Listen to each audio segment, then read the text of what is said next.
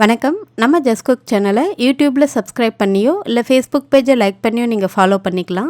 இந்த வீடியோவில் உடம்புக்கு ரொம்பவே ஆரோக்கியமான முள்ளங்கி பொரியல் தான். அதோடைய வாசனை வந்துட்டு ரொம்ப தெரியாமல் ரொம்ப சூப்பராக எப்படி பொரியல் பண்ணுறதுன்னு பார்க்கலாம்.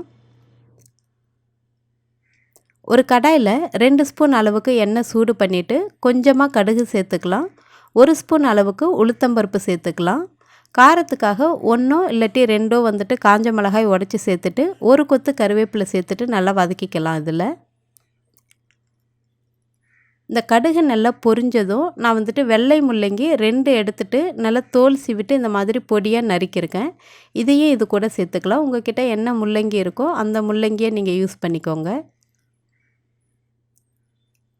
இப்போ நம்ம சேர்த்த காயை நல்லா இந்த எண்ணெயிலே வதக்கிட்டு கரெக்டாக 1 நிமிஷம் மூடி போட்டு வேக வச்சிடலாம். தண்ணி எதுவும் தனியாக நம்ம இதுக்கு சேர்க்க வேண்டாம்.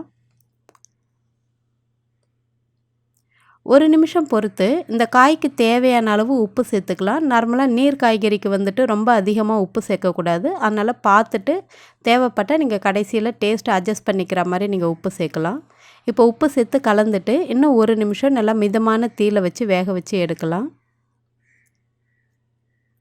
இப்போது முள்ளங்கி நல்லாவே வெந்து வந்திருக்கு. இதில் துருவின தேங்காய் வந்துட்டு கொஞ்சம் அதிகமாகவே சேர்த்துக்கலாம். இப்போ முள்ளங்கியோட ஃப்ளேவர்ஸ் வந்துட்டு நமக்கு ரொம்ப தெரியாது.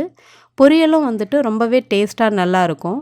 நார்மலாக முள்ளங்கியோட வாசனை நிறைய பேருக்கு பிடிக்காது. ஆனால் இந்த மாதிரி பொரியல் செஞ்சீங்க அப்படின்னா உங்களுக்கு டிஃப்ரென்ஸ் தெரியாது. ரொம்பவே டேஸ்டியாக நல்லாயிருக்கும். இது கூட நல்ல பொடியாக நறுக்கின இந்த ஃப்ரெஷ் கொத்தமல்லி இலையவும் நான் இது கூட சேர்த்துருக்கேன். அப்போ அதோடைய ஃப்ளேவர்ஸும் நமக்கு தெரியும். சாப்பிடும்போது ரொம்பவே டேஸ்டியாக நல்லாயிருக்கும். கண்டிப்பாக நீங்கள் ட்ரை பண்ணி பாருங்கள். உங்களுக்கு முள்ளங்கி பொரியல் சாப்பிட்ற மாதிரியே இருக்காது. டேஸ்ட்டு ரொம்பவே நல்லாயிருக்கும். எல்லா சாதத்தோடையும் வச்சு சாப்பிட்றதுக்கு நல்லாயிருக்கும். நீங்களும் இந்த பொரியலை செஞ்சு பார்த்துட்டு எப்படி இருந்துச்சுன்னு சொல்லுங்கள். நன்றி, வணக்கம்.